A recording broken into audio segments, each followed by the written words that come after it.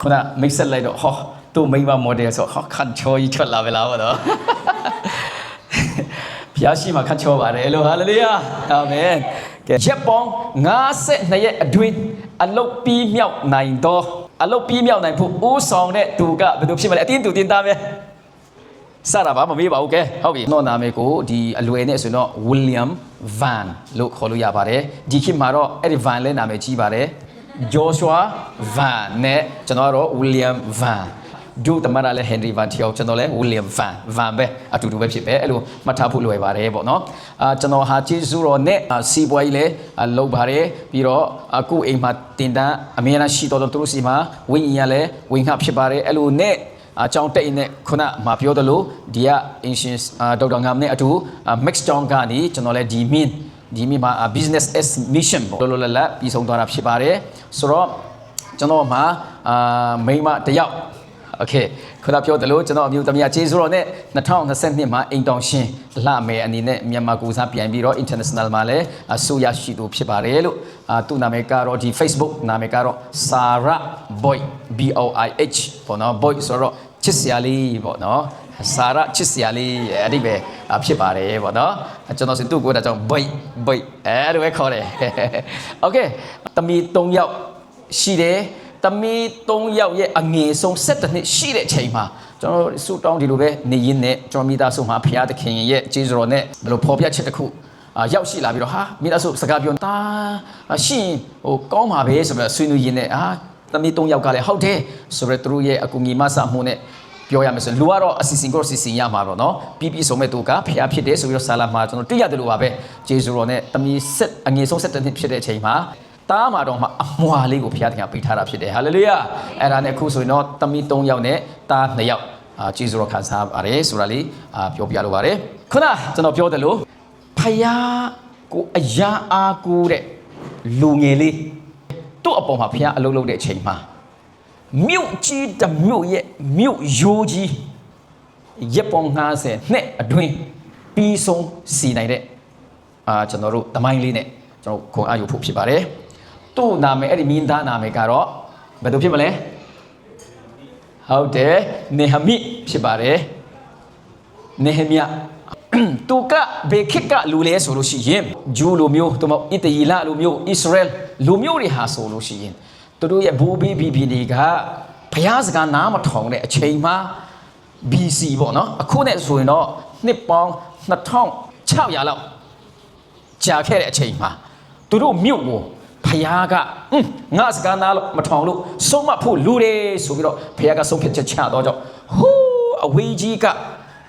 မိုင်ပေါင်းဆိုလို့ရှိရင်2000လောက်ဝေးတဲ့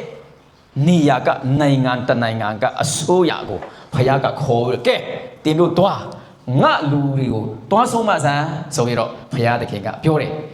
အဲ့ဒီနိုင်ငံကတော့ဟိုတုန်းကအမီကတော့ဘေဒူအလုံးနိုင်ငံဖြစ်တယ်ဒီခေတ်နဲ့ပြောမယ်ဆိုလို့ရှိရင်တော့အီရတ်နိုင်ငံဖြစ်ပါတယ်အဲ့ဒီအီရတ်ဘုရင်ပေါ့နော်ကိုဘုရားကခိုင်းပြီးတော့ဣသရေလတွေကိုဆုံးမဖို့ဆေလွတ်ခဲ့တယ်တကယ်ပဲဣသရေလဣသရေလရဲ့မြို့တော်ဂျေရုဆလင်မြို့ကြီးကိုအကုန်လုံးသူတို့တင်ပိုက်တဲ့လူတွေကိုလည်းကျွန်အဖြစ်ခေါ်သွားတယ်ပေါ့နော်စစ်သုံးပတ်အနေနဲ့ခေါ်သွားတယ်အဲ့တော့နောက်48နှစ်လောက်ကြာတဲ့အချိန်မှာဘူတော့ကတော့ပါရှားလို့ခေါ်တဲ့အခုမှဆိုတော့တကယ်နာမည်ကြီးတဲ့အခုတလောမှာနိုင်ငံတကာတည်င်းမှာဘာနိုင်ငံကနာမည်ကြီးဆုံးလဲအခုအီရန်ဆိုတဲ့ပါရှားအင်ပါယာကြီးကခုနအီရတ်နိုင်ငံကိုဘယ်ဘီလုံနိုင်ငံကိုအနိုင်ယူလိုက်တယ်နော်48နှစ်လောက်ကြာတဲ့အချိန်မှာအဲ့တော့ခုနဒီဣသရေလလူထဲကတချို့တွေဒီခုနအခုအီရန်ပေါ့အစိုးရအဒီကသူတို့ကိုဖမ်းဆီးထားတယ်အဲ့ဒီအချိန်မှာဖြစ်တယ်အဲ့တော့ပထမအချိန်ထိုအီရန်ဒီကထိုဣသရေလလူမျိုးတွေကိုသူတို့မြို့ပြန်သွားပြီးတော့ဖျားကျောင်းတည်ဆောက်ဖို့ခွင့်ပြုလိုက်တယ်ဒုတိယအချိန်မှာလည်းပြန်သွားပြီးတော့ဝိညာဉ်ကြီးရအကြီးလှုပ်ဖို့ခွင့်ပြုလိုက်တယ်အခုဒီချိန်ကတော့ဓာတရအချိန်ခွင့်ပြုဖို့ဖြစ်သွားတယ်ပေါ့နော်အဓိကပြောချင်တယ်ဖယားသခင်ကကပ္ပတမိုင်းမှာသူကပဲအလုတ်လုတ်နေတာကိုကျွန်တော်တွေ့ရတယ်ဟာလေလုယာဒါကြောင့်ကျွန်တော်တို့အခုကိုယ်ကွယ်တဲ့ဖယားသခင်ဒီကပ္ပတမိုင်းကိုရေးဆွဲနေတော့ဖယားသခင်ဖြစ်တယ်အခုအီရန်နိုင်ငံနဲ့အီတဒါအကြောင်းနဲ့လဲနှိုင်းပြတဲ့ဟာ online မှာလဲ တွေ့မှာပါတကယ်တော်တော်လေးဘုရားရဲ့အလုပ်လုပ်ပုံလဲအများကြီးအဲ့မှာကျွန်တော်တွေ့နိုင်တယ်ပေါ့နော်ဒါဆိုတော့အခုဒီနေ့မှာတော့အဲ့ဒီပိုင်းဆိုတာထက်ခုနဓာတ်ရဲ့အကျင့်ပြန်သွားတုန်းကနေဟမိဦးဆောင်တဲ့ပုံနဲ့ဒီကနေ့ဒီမှာရောက်ရှိလာတော့အတင်းတူတင်းသားများအတွက်ဘယ်လိုခွန်အားယူရမလဲဆိုတဲ့အချက်နဲ့ကျွန်တော်တို့ဆက်သွားဖို့ဖြစ်ပါတယ်ကဲခုနပြောသလိုဘူဘီဘီဘီဒီအပြစ်ကြောင့်စစ်တုံးပန်းအဖြစ်အဖမ်းခံတာရှိတယ်ဒီတိုင်းမဲ့တကယ်တမ်းဆိုတော့ကျွန်တော်တို့ရဲ့ဘဝလက်ရှိအခြေအနေမှာကျွန်တော်တို့အဘူတွေအဖေမေတွေကြောင့်အခုမှအမျိုးမျိုးကြုံစုံနေတဲ့အချက်တွေရှိနိုင်တယ်အဲ့ဒါလည်းမမိဘူးလို့တယ်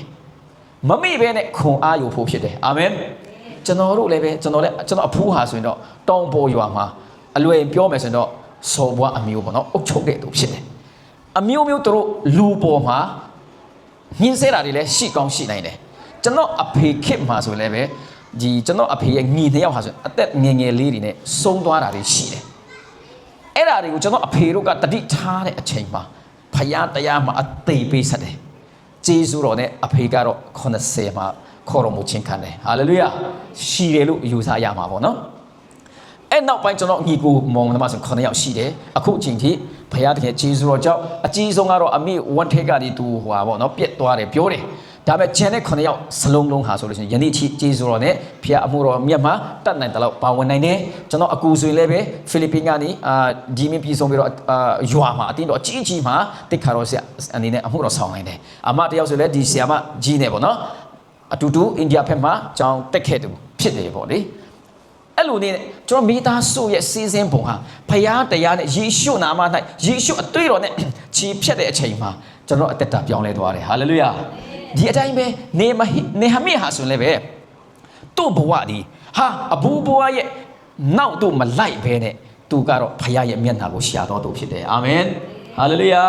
ကျွန်တော်တို့ဘဝမှာဖယားမျက်နှာရှာတော်အသက်တာဒီအရာအကြီးကြီးကြောင့်ဒီချမ်းစာကနေကျွန်တော်တို့တွေ့နိုင်တယ်ဆိုတော့သူဒီအဲ့လိုပဲဖယားမျက်နှာရှာတော်သူဖြစ်တော်ကြောင့်ဖယားကလည်းသူ့ကိုချီးမြှောက်ပြီးတော့ခုနပါရှာဘယင်ရဲ့ဒီအစားတောက်တဲ့အချိန်မှာစပစ်ရီတို့ဘာညာတို့ငှက်ခွက်ပေးနိုင်သောယာထူးကိုသူရရှိသူဖြစ်တယ်အဲ့ဒီတော့တဏိတမှာသူ့ရဲ့ညီဒီထူဣသရေလနိုင်ငံကနေခေါ်ဆောင်ခြင်းခံပြီးတော့သူ့စီရောက်လာတဲ့အချိန်မှာသူကမေးဖို့မိတယ်ဟေးကျွန်တော်တို့ရဲ့ဂျေရုဆလင်အချီနီဘယ်လိုရှိလဲဖယားเจ้าအချီနီဘယ်လိုရှိလဲလူတွေရဲ့ဝိညာဉ်ကြီးရောအချီနီဘယ်လိုရှိလဲလို့မေးတဲ့အချိန်မှာသူတို့ကဟုတ်တယ်ဗိမာန်တော်ဆောက်တယ်ဝိညာဉ်ကြီးမှာလည်းအချို့အတင်းတော့လှုပ်ဆောင်နေပြီဒါပေမဲ့မြို့ယူတွေဟာဆိုတော့အကုန်လုံးပြက်စီးနေတဲ့အကာအရမရှိဘူးဆိုပြီးတော့သူ့ကိုဖြီးတဲ့အချိန်မှာသူကအယံဝန်းနေတယ်ကြီးကွဲတယ်အဲ့ဒါအရေးကြီးတယ်ကျွန်တော်တို့ဘဝလေနေ့အမြကြုံတွေ့နေတဲ့အရာပေါ်မှာကျွန်တော်တို့ကဘယ်လိုတုံ့ပြန်တာလဲဆိုတာအရေးကြီးတယ်ယုံကြည်သူတော်တော်များများကကျွန်တော်တို့ရဲ့အခုလက်ရှိဖြစ်နေတဲ့ဥစ္စာဒီဖြစ်ယူဖြစ်စေလို့ထင်မှတ်ကြတတ်တယ်ဒါကြောင့်ငါဖြစ်ယူဖြစ်စေနေပဲတွားမယ်ကျွန်တော်ယုံကြည်သူတော်များများဟာဆိုလို့ရှိရင်တစ်ခါတလေကျန်တော့အဲ့ဒါကိုခုနလက်သက်တိခန်းနဲ့ခွန်အားရဆရာလည်းကောင်းတယ်ဒီမနေ့မှလည်းဆရာကကျန်းစာတင်ပေးတယ်အမတမခွန်အားရဆရာကောင်းတယ်ပေါ့နော်ဒါတွေအားလုံးဒီကျွန်တော်လည်းခွန်အားယူနေရတယ်တော်တော်လေးခွန်အားရတယ်ဒါလေးမကသေးပဲနဲ့ကျွန်တော်စူတောင်းတဲ့ချီးမွမ်းတဲ့အဲ့ဒါဖယားเจ้าထဲမှာကျွန်တော်ပြုတ်တဲ့အမှုတွေအမတမှတ်ကောင်းတယ်ဒါလေးမကဘဲနဲ့ကျွန်တော်ဆက်လက်ပြီးတော့ခုနဗိမာန်တော်ဆိုတဲ့ဝိညာဉ်ကြီးဆိုတဲ့အထေပိုင်းပြည့်စုံပြီးနောက်ပိုင်းမှာမြို့ယူဆိုတဲ့နေ့စဉ်အသက်တာအတွက်လည်းပဲကျွန်တော်တို့ကဖြစ်ယူဖြစ်စဉ်ရဲ့အထက်မှာတနည်းအားဖြင့်ပြောမယ်ဆိုရင်ဖြစ်ယူဖြစ်စဉ်ရဲ့အထက်မှာကျွန်တော်တို့ရောက်ရှိနိုင်မယ်ဆိုရင်တော့ဖယားမှုတော်အတွက်ပူ၍ကျွန်တော်တို့ဒီပါဝင်နိုင်မှုကလည်းပူများနိုင်တာဖြစ်တယ်အာမင်အဲ့ဒါကြောင့်နေဟမိကတော့ဒါကိုစိတ်ဝင်စားပြီးတော့အဲ့ဒီအဖြစ်ပြဆိုးတဲ့အပေါ်မှာဝမ်းနည်းကြည်ကွဲတာကျွန်တော်တွေ့ရတယ်ဒါတော့အခုကိုယ့်ရဲ့ဘဝလက်ရှိအခြေအနေမှာလည်းပဲအင်္ဂလိပ်လိုပြောမယ်ဆိုတော့ comfort zone ပျော်မနေပဲနဲ့ကျွန်တော်တို့ကဆက်လက်ပြီးတော့ဖယားအမှုတော်အဆောင်ဖို့အတွက်ဖယားမှုတော်အတွက်ပူရကျွန်တော်ဘယ်လိုပါဝင်နိုင်ရမလဲဆိုတာအမြဲတမ်းကျွန်တော်တို့စင်ချင်ဖို့လိုတယ်အဲ့ဒီခါကျတော့နေဟမိကတော့ခဏဝမ်းနေပြီးတော့ပထမအုပ်ဆုံးဖြည့်ရှင်းနိုင်ဖို့ရအတွက်ဖြည့်ရှင်းပေးနိုင်တော်သူဒီဖယားသခင်ဖြစ်တယ်ဆိုတာသူယုံကြည်တယ်ဟာလေလုယာ အဲ့ဒီခါကျသူဘာလုပ်တာလဲဆိုရင်အစာရှောင်ပြီးတော့ဆုတောင်းတယ်ဟာလေလုယာဒါခုနလည်းကျွန်တော်ဆုတောင်းကြတယ်ယေရှုတင်တယ်ဒါနေ့ရှင်လည်းအမြတ်ကိုဖခင်နဲ့တကွဆင်ခြင်ပြီးတော့ဖခင်သခင်ကျွန်တော်ဒီလိုအပ်တဲ့ဟာတို့မဟုတ်ဒီချက်ပို၍မြင့်အောင်အသုံးပြုတော်မူပါဆိုပြီးတော့ဖခင်သခင်တူးဝင်ကြပါစို့အာမင်အချိန်ပေးကြပါစို့အာမင်အာယုံကိုပေးကြပါစို့အာမင်ဒါဆိုလို့ရှိရင်နေဟမိအသက်တာမှာလည်းပဲအဲ့လိုဆုတောင်းတဲ့အချိန်မှာဖခင်စီကနေအတန်ရတယ်လို့ကျွန်တော်တို့ဒီမှာခေါ်ဆိုနိုင်တယ်အချိန်မှာဖခင်ရဲ့ခွန်အားနဲ့ပြည့်သွားတဲ့အထဲမှာအဲ့တော့အထဲမှာတော့ပြည့်တယ်ဒါပေမဲ့အပြင်မှာတော့နည်းနည်းတော့ဝန်းနေချင်းကတော့ပြနေတာဖြစ်မှာပေါ့နော်ဘယင်စီမှာခုနလိုဆက်လက်ပြီးတော့ဒီစပီးရီတို့ဘာလို့အစာအတော့ဒီဝင်ရောက်ခစားတဲ့အချိန်မှာသူ့မျက်နှာပြက်တော့ဘယင်ကြီးကတတိထားတဲ့အချိန်မှာဘယင်ကြီးကမေးလိုက်တယ်ဟာတခြားနေ့နဲ့မတူဘူးတော့ပေါ့နော်အချိန်မှာဟာတုတ်တောင်းလို့ခြောက်ချားသွားတယ်ဘယင်ဒီမပျော်ဘူးစီကွာငါ့ကိုလာပြီးတော့ဒီလိုမျိုးမျက်နှာပြက်တဲ့မခစားနဲ့တော့ဒီလိုမျိုးနဲ့လာပြီးတော့ဝန်ဆောင်မှုမလုပ်နဲ့တော့ပြောမယ်ဆိုရင်သူ့ဘဝဒီအဲ့ဒါမှာအနစ်ရောက်သွားမှာဖြစ်တယ်သူတို့ဒီမှာတမန်ကျမ်းစာထဲမှာပါတယ်တုံလွတ်ချောက်ချားသွားတယ်ဟာတော်ချောက်သွားတယ်ဒါပေမဲ့ဖယားတကယ်သူ့စွတ်တောင်းချက်ကိုနားညောင်းပြီးဘယက်ရဲ့နှလုံးသားမှာအလုံးလုံးနေပြီဖြစ်တယ်ဟာလေလုယာအဲ့ဒီချိန်မှာဘုရင်ကြီးကသူ့ကိုအဲ့လိုနှင်ထုတ်မဲ့အစားတနာတဲ့စိတ်ဝင်သွားတယ်ဟာလေလုယာဖယားအလုံးလုံးရင်ခုနလည်းတက်တိခါနေနော်ယုံကြည်သူဖြစ်မယုံကြည်သူဖြစ်လူတိုင်းကိုဘုရားတရားအသုံးပြုနိုင်တာဖြစ်တယ်ဟာလေလုယာအဲ့လိုနဲ့ဘုရားတရားဘယင်ကဂယုဏစိတ်ဝင်ပြီးတော့ကဲဘာလို့အပ်တာလဲလို့သူမေးတယ်အလွယ်နဲ့ပြောမယ်အဲ့ဒီချိန်မှာနေဟမိဖက်ကနေအစင်သစ်ရှိတာဖြစ်တယ်ဟာလေလုယာတောင်းကျွန်တော်တို့အသက်တာမှာဘာဖြစ်တခါတလေကျန်တော့အခုကဲလူတယောက်ပေးမယ်သိန်း100ရော့3ပါသိန်း1000ရော့3ပါသိန်းကိုပေးမယ်ဆိုလို့ရှိရင်သိန်း1000ကျွန်တော်ဘာလုပ်ရမလဲဟောအခုမှခေါင်းခောက်နေပြီဆိုရင်တော့ဒါကနောက်ကျနေပြီဆိုတဲ့အတိတ်ပဲဖြစ်တယ်အာမင်ကျူတင်ပြီးတော့ဖခင်ရဲ့ခွန်အားယူပြီးတော့ဖခင်ကချီးမြှောက်အောင်မဲ့ဘဝအတွက်လူဒီပြင်ဆင်ဖို့ဖြစ်တယ်ယုံကြည်ခြင်းဆိုတာဒါမျိုးဖြစ်တယ်ဟာလေလုယာဘာပဲဖြစ်ဖြစ်ကိုယ့်ဘဝလေးနဲ့ပဲကျွန်တော်လည်းထည့်ပေးမယ်ပေါ့နော်ဒီမှာပို့တချို့တွေလည်းလူငယ်လေးရှိတယ်ကျွန်တော်ဆိုလဲအခုလိုတရားဟောနေတာကိုငယ်ငယ်ကတည်းကနေကျွန်တော်အာယုံစိုးဆိုင်စွာနားထောင်တတော်ဖြစ်တယ်7 နှစ်အရွယ်မှာဆရာတပါးကသူဘယ်လိုမိမရတာလဲဆိုတော့ဆူတောင်းခြင်းနဲ့ဒီလိုဆူတောင်းပြီးတော့ဒီလိုရတယ်ဆိုပြီးတော့တက်တိခါတဲ့အပေါ်မှာကျွန်တော်လည်းအာယုံစိုးဆိုင်နားထောင်တဲ့အချိန်မှာတန်ရှင်တော်ဝင်တော့ဒုံအကျေးကြီးဖြစ်စေတယ်ဟာလေလုယာတစိတ်ခတ်စေတယ်အဲ့ဒီမှာအသက်7 နှစ်နေတော့အသက်ဘယ်လောက်လဲတာလေး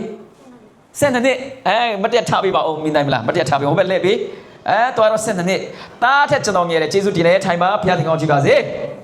ဆိုတော့အဲ့ဒီချိန်မှာကျွန်တော်ဘာဆုံးဖြတ်ချက်ချသွားတယ်လားကျွန်တော်လေထူဆရာကဲ့သို့မိမကောင်းကောင်းရပဲဟာလေလုယာငါရတော့7 နှစ်ပါဟာအဲ့လိုဆုံးဖြတ်ချက်ချတယ်နေမိလို့ပဲနော်ကိုကြားတဲ့တည်င်းဒီကိုအတွက်ခွန်အားဖြစ်စေဖို့အရောက်ရှိတဲ့ဘုရားသခင်ကောင်းချီးပါစေဆုံးဖြတ်ချက်ချနိုင်ဖို့လည်းဘုရားသခင်ကောင်းချီးပါစေအဲ့ဒါကျွန်တော်ဆုံးဖြတ်ချက်ချတယ်ဆုံးဖြတ်ချက်ချတာနဲ့အတူတူနေဟမိကလည်းဘယင်ကတောင်းတဲ့ချိန်မှာသူအဖြေရှိတယ်နော်ကျွန်တော်ဆက်သွားမယ်ကျွန်တော်လည်းအဲ့လိုမျိုးနဲ့ဖယားကတို့ထိတာနဲ့ကျွန်တော်ချက်ချင်းဆုံးဖြတ်ချက်ချတဲ့ဟာဖယားကပဲကျွန်တော်နှလုံးသားထဲမှာဆုံးဖြတ်ချက်ချမဲ့ဟာနှစ်ခုပေးထားတယ်တစ်ခုကတော့ကျွန်တော်အယုတ်ကအခုတော့မြို့သားပေါ့နော်ရန်ကုန်ရောက်တာကြာပြီဒီပူမှာလည်းတိတ်မသွားဖြစ်ပြီး air con မှာပဲနေတော့တော်လေးချောနေပြီဟိုတော့ကစပင်လဲကောက်အသားလဲမင်းကောင်ကလည်းတီးဟာကျွန်တော်မိမဆိုရင်တော့ယူခါနိမှပဲကျွန်တော်ကိုလက်ခံတော့တယ်အဲ့ဒီမှာတိုင်ခင်ချစ်တို့ကိုလက်လောက်ပဲလိုက်ရုပ်ကိုမဆိုင်ဘူးဖယားအလုံးလုံးတဲ့ချိန်မှပဲသူတကားပွင့်သွားတယ်ဆိုတော့အဲ့လိုမျိုးဖြစ်တယ်ပေါ့နော်ကဲအဲ့လိုကျွန်တော်ဖြစ်တဲ့အချိန်မှာကျွန်တော်ဘယ်လိုဆုံးဖြတ်ချက်ချင်ကျွန်တော်ဒီတိုင်းနဲ့တော့တာမာနဲ့တော့ဖယားပေးမဲ့မိမကောင်းကောင်းနဲ့မထိုက်တန်ဘူးယုံကြည်ခြင်းဆိုတာနော်အဲ့ဒီခါကျတော့ကိုယ့်ဘက်ကမလုပ်ရမလဲကျွန်တော်ဖယားရဲ့အလူတော်အတိုင်းအသက်ရှင်မယ်အာမင်အကျင့်အစာအသောက်မိုးရစေရောဘာညာတွေလဲဖယားရဲ့အလူတော်တိုင်းစက္ကပ်မယ်ဆိုပြီးတော့ဒီမိုးရစေဝါဆိုင်ရာတို့ပြီးတော့မိန်းကလေးဆိုင်ရာတို့မှာအတတ်နိုင်ဆုံးဖယားရဲ့တဘောကြလောက်အောင်ကျွန်တော်အသက်ရှင်ဖို့ဆုံးဖြတ်ခဲ့တယ်နံပါတ်1ဟာဒီလိုမျိုးမိန်းမရရင်တော့မှကျွေးမွေးဖို့လိုသေးတယ်ကျွေးမွေးနိုင်အောင်ဆိုကျွန်တော်ဘာလို့ရမလဲရွာသားပဲဖြစ်တယ်ဆိုတော့ပညာရေးလိုက်စားမှရမယ်ပညာရေးမှာကြိုးစားမှရမယ်ဆိုပြီးတော့နောက်ထပ်ဆုံးဖြတ်ချက်ချတယ်အလွယ်ပြောမယ်ဆိုဒီဆုံးဖြတ်ချက်2ချက်ပဲ အဲ့ဒီအတိုင်းပဲကျွန်တော်ဖခင်ရဲ့ဂျေဇုတော်အောက်မှာဆက်သွားတဲ့အချိန်မှာတကယ်ပဲစေတန်းလည်းအောင်တယ်အများကတိပဲထင်တယ်ကလေးမျိုးဝယ်စီတပြောမှာဆိုလို့ရှိရင်ကျွန်တော်၄နှစ်ဆရာလုပ်ဖို့တယ်ပေါ့နော်ဘုရားကအများကြီးကောင်းချီးပေးတယ်အများကြီးတင်ပေးတယ်ဆရာကြီးရဲ့ကိုစားလုံးဆရာအကုန်လုံးယုံကအစပြီးရင်အခုလိုပေါ့နော်ဦးဆောင်praise and worship ဦးဆောင်တာကအစ music ကအစယုံသွားတာကအစဌာနတွေသွားတာကအစအကုန်လုံးစာတင်တာကအစဖက်ဆုံးပညာကိုဘုရားတကယ်အဲ့ဒီနေရာမှာကျွန်တော်ကို3နှစ်ခွဲလောက်4နှစ်လောက်ကျွန်တော်ကို train လုပ်ထားတာဖြစ်တယ်အဲ့ဒီပြီးမှကျွန်တော်ရန်ကုန်ရောက်တာဖြစ်တယ်အဲ့လိုမျိုးတယ်ပေါ့နော်ဆိုတော့တကယ်ပဲအချိန်တန်တဲ့အချိန်မှာဘုရားသခင်ဒီနှစ်မှာတော့ကျွန်တော်29ရှိပြီဘုရားသခင်ကျွန်တော်ကို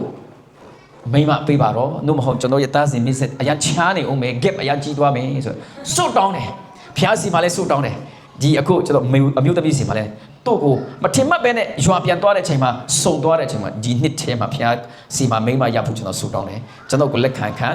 မခံဘူးဆိုချာအမျိုးသမီးကိုယူမယ်ဆိုရတော့ကိုဖွင့်ပြောလိုက်တယ်အဲ့ချိန်မှာသူကလည်းပဲဘုရားကအလုတ်လုပ်ပြီးတော့ရတယ်ဟာလေလုယာတော်တချင်းဆိုရနော်ခုနကမှလည်းဆရာမကအိုးဆောင်တယ်ပထမပိုင်းမှာလည်းဆိုတော့ခုနလည်းဆိုတယ်ဖယားသခင်ဒီတတ်နိုင်တော့ဖယားသခင်ဖြစ်တယ်ကူညီနိုင်တော့ဖယားသခင်ဖြစ်တယ်စို့ပေးနိုင်တော့ဖယားသခင်ဖြစ်တယ်ထူဖယားသခင်ဒီငရဲကနေလွတ်ယုံပဲကေတင်တဲ့ဖယားမဟုတ်ဘူးဟာလေလုယာယေရှုကကေပြီးတော့ပိုင်းမှာတန်ရှင်တော်ဝိညာဉ်တော်ဒီကျွန်တော်လောကတို့ဆင်းလာပြီးအလေမာနဲ့ရှိတယ်လို့ကျွန်တော်တို့အထဲမှာစက္ကန့်တိုင်းကင်ဝတ်တော်တန်ရှင်တော်ဝိညာဉ်တော်ကျွန်တော်မှာရှိတယ်ဟာလေလုယာတို့တန်ရှင်တော်ဝိညာဉ်တော်ဆိုတဲ့ယေရှုဒီတဲ့ရဲ့စိတ်နှလုံးအတွက်လူအပ်တော်အရာကိုလည်းဖြည့်ဆည်းပြီးတော့သူဖြည့်ဆည်းခြင်းတော်သူဖြစ်တယ်ဟာလေလုယာဘုရားရဲ့အလိုတော်ကိုနဲ့ဖြည့်တော်သူဒီစိတ်နှလုံးရဲ့အလိုကိုရတော်ခွင့်ရှိမယ်ဆိုတဲ့တမန်ကျမ်းစာထဲမှာလည်းရှိတယ်ဟာလေလုယာဒါတွေမကတည်းကခါဒီခန္ဓာအတွက်လူအပ်တော်အရာကိုလည်းမဆတ်ထောက်ပံ့ခြင်းတော်ယေရှုတန်ရှင်တော်ဝင်တော်ဘုရားဖြစ်တယ်ဟာလေလုယာအဲ့ဒါကိုလည်းကျွန်တော်တို့အတိတ်တပံနားလည်ဖို့အမှန်တမ်းအရေးကြီးတယ်ဒီနေ့ပဲနေဟမိဒီလည်းဒါကိုတူတိတော်သူဖြစ်တော်ကြောင့်ဘယင်ကြီးနဲ့စကားမပြောသေးပြီပဲဘယင်ကြီးကမိခုမိခဲ့တော့ဒီလိုဒီလိုအပ်တယ်ဘယ်နှစ်ရက်လိုအပ်တယ်ဆိုတော့အစီအစဉ်တို့မှဆွဲပြီးသားဖြစ်တယ်ဒါလူအနေနဲ့ကျွန်တော်တို့အများကြီးဘုရားသခင်နဲ့အချိန်ယူပြီးတော့အရှိအနာဂတ်အတွက်ကြိုတင်ပြင်ဆင်ခြင်းဒီဒါဝိညာဉ်အရေးဖြစ်တယ်အာမင်ခန္ဓာအရေးမဟုတ်ဘူးနော်ဒါဝိညာဉ်ဘုရားနဲ့တွားတော်သူတွေအသက်တာမှာရှိရမယ်အချက်ဖြစ်တယ်ဆိုတာဒီတမန်ကျမ်းစာအဖြစ်ကျွန်တော်ဆက်လက်ပြီးတော့ခွန်အားပေးခြင်းပါတယ်ပြီးတော့ဆက်လက်ပြီးတော့ခုနပြောတယ်လို့တကယ်ပဲသူဟိုကိုတွားတဲ့ချိန်မှာနောက်ထပ်ဘာဖြစ်တာလဲဆိုလို့ရှိရင်သူကဟိုကိုရောက်သွားပြီအလွယ်နဲ့ပဲပြောမယ်အလကားဆက်မနေဘူးသူများတွေခေါ်အိတ်ပျော်နေတဲ့ချိန်မှာနေဟမိဒီအိတ်မပျော်ဘဲနဲ့သူနဲ့မင်းတစီထဲနဲ့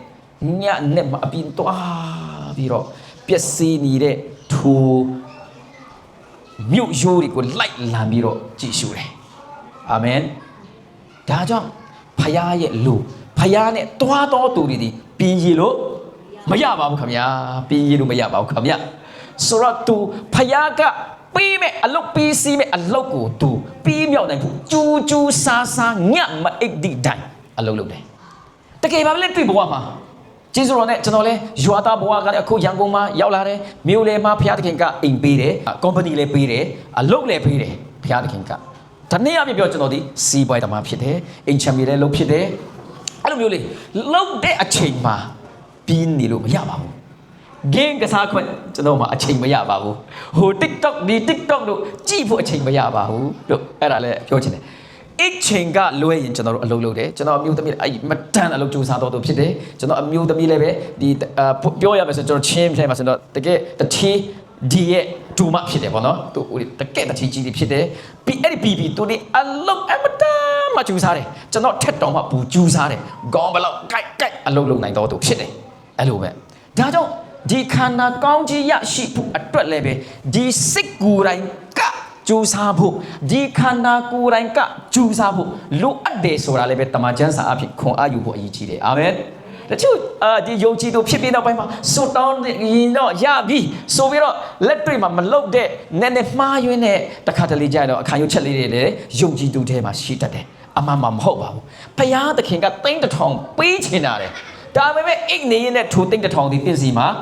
ကြလာမှာမဟုတ်ပါဘူးသိန်းတစ်ထောင်အတွက်လိုအပ်သော step by step အဆင့်လေးတွေကိုကလိုက်လုပ်ဖို့လိုပါတယ် တိတ်တောင်းလူချင်းလားအမောက်ပါလူချင်းတယ်ဆိုတော့ဖြစ်တိတ်တောင်းကိုဘုရားသခင်ကပေးချင်တယ်ကိုကတိတ်တောင်းလောက်လိုအပ်တဲ့ဒီမှာပြင်ဆင်စရာလဲပြင်ဆင်ဖို့လိုအပ်တယ်ဆိုတာနေဟမိအသက်တာအဖြစ်ကျွန်တော်တို့နားလည်ဖို့အရေးကြီးတယ်အာမင်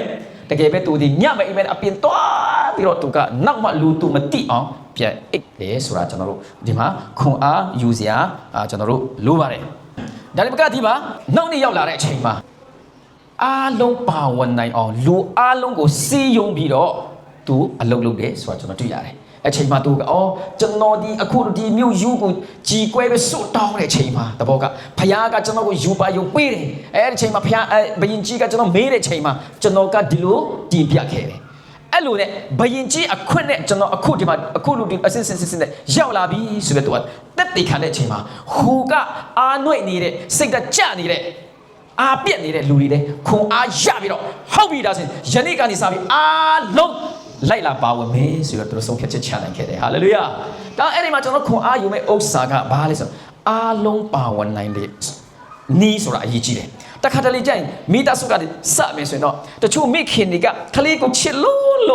အလုပ်လဲတက်အောင်မလုပ်ခိုင်းဘူးအဲ့လိုပဲအလိုလိုက်နဲ့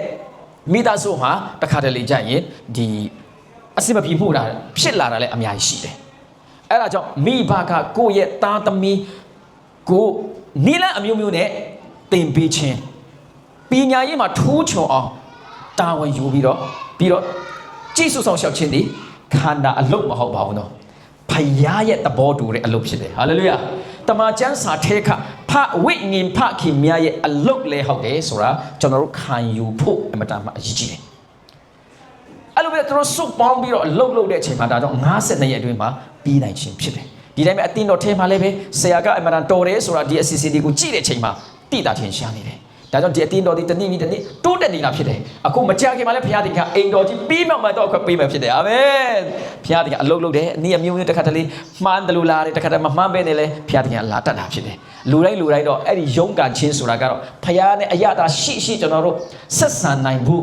မျက်ရည်ကျတာလည်းတစ်ခါတလေအရသာရှိတယ်နော်ဟာကျွန်တော်လည်းအစီးပွဲပါကျွန်တော်လည်းအခုအကျွေးရှိတာပဲဘာဖြစ်လို့ဆိုပညာရှင်တွေကပြောတယ်အကျွေးမရှိရင်ဟာတတိမဟုတ်သေးဘူးတဲ့အဲ့ဒါကျွန်တော်လည်းကျွေးရှိတယ်အဲ့ဒါနဲ့ကျွန်တော်စွတ်တောင်းနေရတခါတည်းညနေမှာကျွန်တော်မနဲ့ထပြီးတော့ဟာဒီအကျွေးဘယ်လိုဆက်ရပါလဲဟာဖယားတခင်ဆိုပြီးတော့တော်အရာရှာရှိတယ်တော့ရှင်ပေါလုကိုယ်တိုင်လည်းပဲဖယားကအဲ့ဒီဒုက္ခန္တာထဲမှာစိုးပြီးကိုတက်ထားတယ်ဟာရှင်ပေါလုကအကုန်လုံးပျောက်ချင်တာပေါ့ဖယားက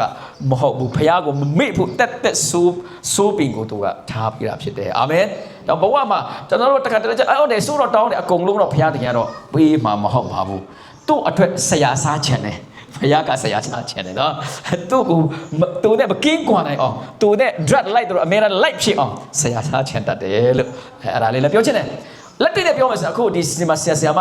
ကြီးဆရာမတို့မှာတာတူပဲရှိတယ်အခုချိုင်းမိုင်မှာကြောင်းတက်တယ်ဒီမှာသူတို့ပိုင်ဆိုင်အများကြီးရှိတယ်ဒါပေမဲ့တားစီမှာပိုက်စာအကုန်လုံးအခုချိန်မှာအလားမအပ်ဘူးပို့ပါတောင်းစုခါမှအဲ့ဒီချိန်ကြမှာမိဘနဲ့တားပေါ်မှာအတန်ရောစင်ရှိပြီးတားကလည်းအပိမိဘကမမိဒါမိဘကလည်းသူတို့ကိုပို့တာပါတယ်ရှိမှာပဲကျွန်တော်လည်းအဲ့တိုင်းပဲကျွန်တော်တို့တမီးအကြီးဆုံးလည်းပဲအခုကျေးဇူးတော်နဲ့ American နိုင်ငံ Bob Jones University ပေါ့နော်ကျွန်တော်တို့လည်းဒီသူမသိအောင်ပေါ့နော်ပိုက်စာတွေစုပေးထားတယ်ဒါပေမဲ့အကုန်လုံးတို့လည်းထဲမှာထားလားမထားဘူးလူတလောက်တစ်ခါတလေကြာရင်စိတ်တချအောင်တက်ကိုမပုတ်နည်းနည်းနောက်ချချင်းတလူနဲ့အဲ့လိုမျိုးလုပ်တယ်ဒါမှတို့ဒီကိုခြေတော့ပေါ်မှာလည်းရက်တီချင်းတယ်ဘဝအကြောင်းလဲနားလေစီတာဖြစ်တယ်တော့ဖခင်သခင်ကလည်းတစ်ခါတလေကြာတော့ကျွန်တော်အခက်ခဲအကုန်လုံးကိုတရားမဖြည့်ရှင်းခြင်းဒီဖခင်သခင်မှာအကြံစီရှိလို့တာလည်းဖြစ်တယ်ဟာလေလုယာအဲ့ဒါကိုဖခင်ကိုရှောင်တဲ့နီးနဲ့ဖခင်စီမှာစုမတောင်းတဲ့ဖက်တဲ့နီးနဲ့ကျွန်တော်တို့ချင်းကတ်တဖို့အရေးကြီးတယ်ဟာကိုရဲ့စွတ်တောင်းပါကိုရဲ့နှလုံးသွင်းပါကိုရဲ့တခြင်းနဲ့ဖယားတခြင်းနဲ့နားထောင်ပြီးတော့ခွန်အားယူပါဒါဆိုဖယားသခင်နီးရတော့နံပါတ်1အထဲမှာပြည့်တဲ့နီးနဲ့လာတတ်တယ်အတွင်းမှာပြုတ်ပြင်ပြောင်းလဲတော့ဖယားသခင်ဖြစ်တယ်အဲ့လိုပဲပြုတ်ပြင်ပြောင်းလဲတဲ့အခါမှာငွေဘယ်လောက်ပဲရှိတော်ယုံတန်ယုံနဲ့အပြစ်မလုပ်ရဲတော့ဘူးဟာလေလုယာ ဘာလို့ဖယားကိုကြောက်သွားပြီလေဒီအထဲမှာကြောက်တဲ့စိတ်အရင်ရှိနေပြီဖယားချစ်တဲ့စိတ်အရင်ရှိနေပြီဆိုတော့ရလာတဲ့ငွေရလာတဲ့ယာထုတ်ပေါ်မှာမာနလဲမထားရတော့ဘူးဖယားတကယ်ကျေးဇူးတော်ကြောင့်ဖြစ်တယ်ဆိုတာကိုအမေရာသူအရင်ဝန်ခံတတ်တဲ့အချိန်မှာဒီလိုရဲ့အသက်တာဒီဖယားတကယ်ရေရှည်အသုံးခံနိုင်တယ်လို့ပို၍အမြင့်မှာလဲသူအသုံးခံနိုင်တာဖြစ်တယ်ဟာလေလုယာအဲ့ဒီချိန်မှာစာရလာပြီဟာသူအောင်မြင်တော့မယ်ဆိုစာရလာတယ်တို့တငယ်ချင်းလို့ပြောရမလားအဲ့ဒီနားမှာရှိတဲ့တမ်ဘာလက်ဆိုတဲ့သူရဲ့ပြီးတော့အာမွန်လူမျိုးဖြစ်တဲ့တော်ဘီဆိုတဲ့သူရဲ့အာရဗ်လူမျိုးဖြစ်တဲ့ဒီဂေရှင်ဆိုတဲ့တငယ်ချင်း၃ဦးကသူ့ကိုနှောက်ယှက်ဖို့ရောက်လာတယ်ဟဲ့နေတော့အမလေးဘာမှမဟုတ်ဘူးဒီဘယ်တော့မှပြီးနိုင်မှာမဟုတ်ဘူးဆိုပြီးတော့သူတို့ရဲ့စိတ်ပြတ်အောင်အာယုံပြတ်အောင်လာပြီးတော့လာတတ်တယ်အာမင်ဘုရားကြောင့်ဆောက်တယ်အများကြီးအဲ့လိုမျိုးဖြစ်နိုင်တယ်စာရန်ယေရှုသားမဖေရှာပါအာမင်အဲ့လိုနဲ့သူကအဲ့ဒါကိုဘယ်လိုတုံ့ပြန်တာလဲအဲ့ဒီအတွက်အချိန်မပေးဘူးငါမအားဘူးအရေးကြီးတဲ့အလုပ်လုပ်တယ်ဆိုပြီးတော့သူ့ရဲ့အလုပ်မှာလည်းဘုရားကခိုင်းတဲ့အလုပ်မှာပဲအာယုံစိုက်ပြီးတဲ့သူသွားတာဖြစ်တယ်အာမင် game မှာအာယုံမစိုက်ဘူး Facebook မှာရှောက်အာယုံမစိုက်ဘူးခဏလို TikTok မှာအာယုံရှောက်မစိုက်ဘူးတငယ်ချင်းအပေါင်းအသင်းမှာအာယုံရှောက်မစိုက်ဘူးအရေးကြီးတယ်ကျွန်တော်ဆိုလို့ရှိရင်ဒီဖယားနဲ့တကယ်တွာလာဖို့ဖြစ်တဲ့အချိန်မှာအခုတငယ်ချင်းအပေါင်းအသင်းကျွန်တော်မပေါင်းဖြစ်တော့ကျွန်တော်ဒီကြက်တောင်ကစားတယ်ကြက်တောင်ကစားတဲ့အချိန်မှာပဲတငယ်ချင်းနဲ့ဟဲလာဝါလာဘာညာတွေနဲ့တယောက်နဲ့တော့နောက်ရင်းနဲ့ကစားတာပဲရှိတယ်အိမ်ပြန်တဲ့အချိန်မှာကျွန်တော်တငယ်ချင်းကမိန်းမပဲမနစ်ကနေကျွန်တော်မိန်းမဒီကျွန်တော်တငယ်ချင်းဖြစ်သွားတယ်တကယ်လူဒီတူတက်ဖို့ဖြစ်သွားပြီးဖယားတဲ့ကောင်းကြီးမင်္ဂလာကိုကျွန်တော်ရဖို့ဖြစ်သွားတဲ့အချိန်မှာပင်ပအနီနာကအာယုံမှာကျွန်တော်တို့မရောက်ဘူးဒီအမတန်မှအရေးကြီးတယ်ဆိုတာလေနောက်ဆုံးအနေနဲ့ကျွန်တော်ခုံအားပြီးလိုတာဖြစ်ပါတယ်ဒါကြောင့်ဒီမှာရှိတော့အရောက်ရှိတိုင်းနံပါတ်1ကျွန်တော်ကိုယ်ကိုယ်တဲ့ဘုရားသခင်ဒီချစ်ချင်းမြတ်တာဘုရားသခင်ဖြစ်တယ်ဟာလေလုယာချစ်ချင်းမြတ်တာရှင်ဖြစ်တယ်ဆိုတဲ့အခါတော့ကျွန်တော်တို့ကိုနီလန်ပေါင်းမြောက်များစွာပြီးအတုံးပြုတ်ချင်တော့ဘုရားသခင်ဖြစ်တယ်ဆိုတော့အဲ့ဒီချိန်မှာတချို့တွေကတော့ဒီတမန်တော်တွေကိုကြည့်မယ်ဆိုလို့ရှိရင်တော့အသက်ပေးရင်လည်းဘုရားသခင်စီမှာသွားတယ်ဒီတိုင်းကြည့်ရင်တော့လူအနေနဲ့ကြည့်ရင်တော့ဟာဆုံရှုံနေတာတယ်ဒါပေမဲ့ကောင်းကင်ဘုံမှာခေါင်းဆောင်ဘယ်သူလုပ်မလဲဆိုရင်ထူတူတွေဖြစ်မှာဖြစ်တယ်အာမင်ဒါကြောင့်တကယ်တော့ဒီမှာအတင်းတော်ရှိမှကျွန်တော်ဒီဆရာတယောက်လိုဟူလိုတဲ့ကျွန်တော်လာရပ်ပြီးမဲ့ကောင်းကင်မှာကျတော့ကျွန်တော်စုထက်တင်တို့စုတွေပူကြီးနိုင်တာဖြစ်တယ်ခေါင်းဆောင်ပူဖြစ်နေတာလည်းဖြစ်တယ်အဲ့တော့တချို့တွေကတော့ဒါကြောင့်ပြောချင်တာကခန္ဓာဘဝမှာခက်ခဲမယ်ဒါပေမဲ့ဖယားရှိမှာတစ္ဆာရှိဆိုတာနဲ့ဖယားအတုံးခံဖို့ကိုကအချိန်ပေးတဲ့အာယုံပေးတယ်ဆိုလို့ရှိရင်တော့ကောင်းကင်မှာစုအကြီးကြီးကိုပေးဖို့တမန်ကျမ်းစာကကျွန်တော်ပြောထားတာဖြစ်တယ်နောက်ထပ်ကတော့တချို့တွေကတော့ဒီခန္ဓာကိစ္စမှာဖယားကကောင်းကြီးပေးတယ်လို့လည်းရှိတယ်ဖယားရဲ့ခန္ဓာကိစ္စမှာကောင်းကြီးခံစားတော်သူဒီနေဟမြတက်တာအဖြစ်လဲကျွန်တော်တို့ကြည့်တဲ့အချိန်မှာနေနောနဲ့ရှောက်နေတော့သူတော့မဟုတ်ပါဘူးဖယားနဲ့အချိန်ယူတဲ့နံပါတ်1ပြီးရင်ကြိုတင်ပြင်ဆင်မှုလုပ်တယ်အလုပ်ကျူးစားတယ်အလုပ်မှာပဲအာယုံစိုက်တယ်ဟိုဟာဒီဟာနဲ့သူအချိန်မဖြုံဘူးဆိုတာအတူကအဖြစ်ကျွန်တော်တွေ့ရတယ်ဒါကြောင့်ခန္ဓာကိုယ်အဖြစ်ဒီအတင်းတော်ကလူတွေပဲကျွန်တော်တိုးတက်ချင်တယ်ဆိုတော့ဒီမှာဆရာကြီးဆရာမကြီးတွေဒီမှာနော်အနိနာမှာသူတို့စီးပွားအမင် connection အရန်ကောင်းတဲ့အဆက်အသွယ်ကောင်းတဲ့အမင်အရန်ကျဲတဲ့သူတွေရှိတယ်အကျယ်ငင်တောင်းကြပါသူတို့ကလည်းအကျယ်အများကြီးပေးနိုင်တယ်ဖတိုင်းမိသားစုတယောက်တည်းမရောက်တော့အဖေပဲမရောက်မေပဲမရောက်တစုလုံးသူတို့လည်းပဲအားလုံးဝိုင်းဝန်းပြီးတော့လှုပ်တယ်လို့မိသားစုအားလုံးကဝိုင်းဝန်းပြီးတော့လှုပ်မယ်ဆိုလို့ရှိရင်တော့ဝိညာဉ်ဘဝမှာလည်းအရသာနဲ့သွားတယ်ခန္ဓာဘဝမှာလည်းပဲဘုရားရဲ့အတုံးခံနိုင်တဲ့ကြီးမားတဲ့အမျိုးမျိုးနဲ့ဘုရားသခင်ကကောင်းကြီးပြီးတော့အရောက်ရှိတိုင်းဖြစ်နိုင်ပါတယ်အရောက်ရှိတိုင်းနေဟမက်ကဲ့သို့ဘုရားသခင်အတုံးပြုနိုင်ဖို့အရောက်ရှိတိုင်းဘုရားသခင်ကောင်းကြီးပါစေအာမင်